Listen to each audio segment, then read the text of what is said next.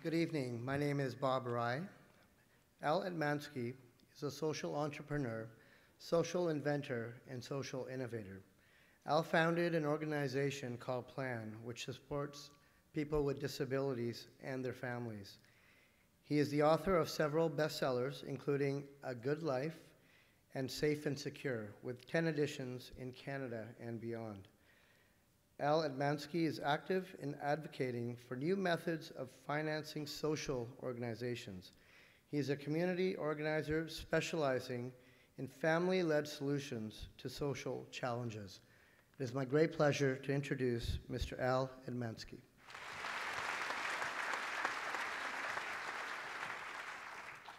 Good evening. Thank you, Bob. Thanks to Lynn and Sam, I have 7 minutes to convince you that people with disabilities represent an untapped resource to address our pressing social and environmental challenges. And here's how I came to that conclusion. 21 years ago, a small band of parents came together to address a seemingly unrelated question. What will happen to our sons and daughters with disabilities when we die? Now, I'm sure you won't be surprised, but behind every person with a disability is a mom and dad who worries about them forever, who nag, Sam, if you don't eat your vegetables, you'll never grow up to be mayor or discover eco-density. Rick, how are you going to wheel around the world if you don't get enough sleep? We created PLAN, a Planned Lifetime Advocacy Network, to address the future well-being of our sons and daughters with a disability. Little did we know that we were just ahead of a demographic tsunami. Thanks to medical advances and higher social expectations, the world is witnessing the first generation of people with disabilities to outlive their parents. So since then, our social invention, our books, our ideas have spread around the world to over 40 locations. Initially, we became lay experts at special needs trusts, wills, estates, and tax planning. However, we quickly discovered that these were tools of the mind and that it didn't matter how much money we had to put aside or how well our wills were written. They could not answer the fundamental question, who would be there when we die? To be friends, to be companions, to be in love with our sons and daughters, and to be loved by them. So, to gain peace of mind, we had to discard all of our assumptions about disability and future planning. We now know that one of the biggest handicaps experienced by people with disabilities is their social isolation and loneliness. So, PLAN has pioneered an effective, practical, hands-on approach to welcoming people who have been isolated back into friendship and community life. Even folks who have spent decades living in institutions have been loved into existence. Our specialty is strategically creating social networks or circles of friends. We like to say we're in the business of belonging. People who have been introduced into the lives of someone who has been marginalized or labeled tell us, Martha is the neighborhood. Because Bill is so open about his feelings, I find I can talk about my own, something I feel society has discouraged in men. Maria has shown me how to appreciate the little things in life. When I'm in her presence, I'm calmer. She slows me down. With Josh in my classroom, I've noticed the rest of my students are gentler and kinder. Our success has attracted others who are worried about an epidemic of loneliness in our society. For example, 25% of Canadian seniors now live alone. This is unprecedented, and the figure is rising.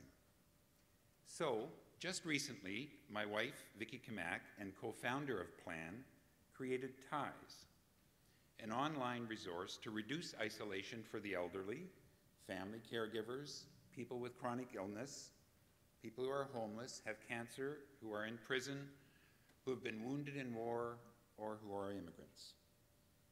Ties is being implemented in Canada, the United States, the United Kingdom, and soon in parts of Europe. We expect millions will benefit from what we've learned about belonging here in Vancouver.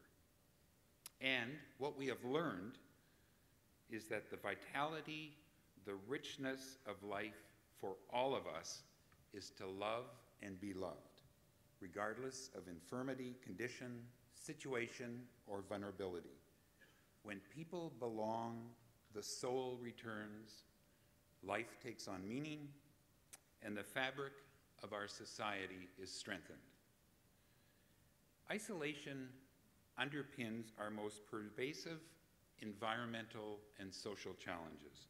Yet we continue to spend billions in British Columbia every year to address poverty, homelessness, chronic illness, drug dependency, and climate change by funding tools of the mind. We build housing, not homes. We implement drug strategies without addressing the deepening poverty of spirit in our culture. We offer rehabilitation without outlets for joy or creativity. We offer welfare without expecting contribution. We provide disability programs that isolate. We pay care versus supporting the natural resilience of families.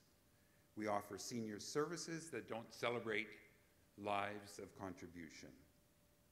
We deal with food security without nurturing trust. We provide food without hospitality. We plan our neighborhoods without taking visitability into consideration.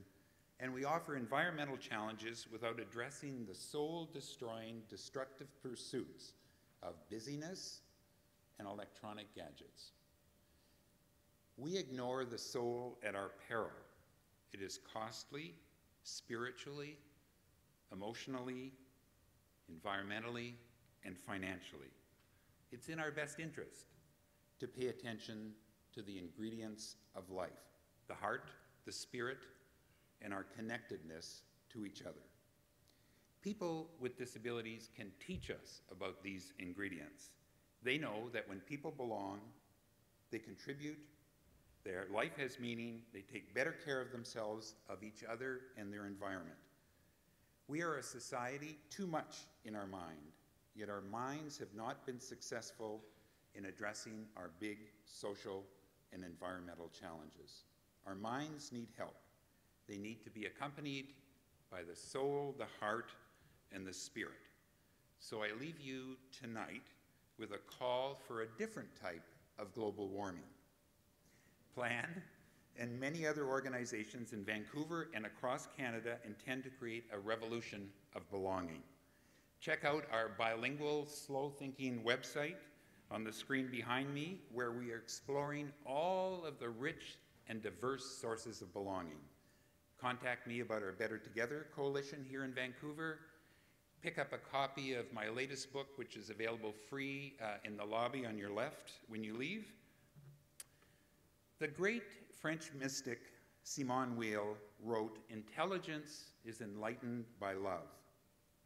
Thanks to our sons and daughters, we've learned to get to the heart of the matter. Plan is much more than a disability organization. So come join us.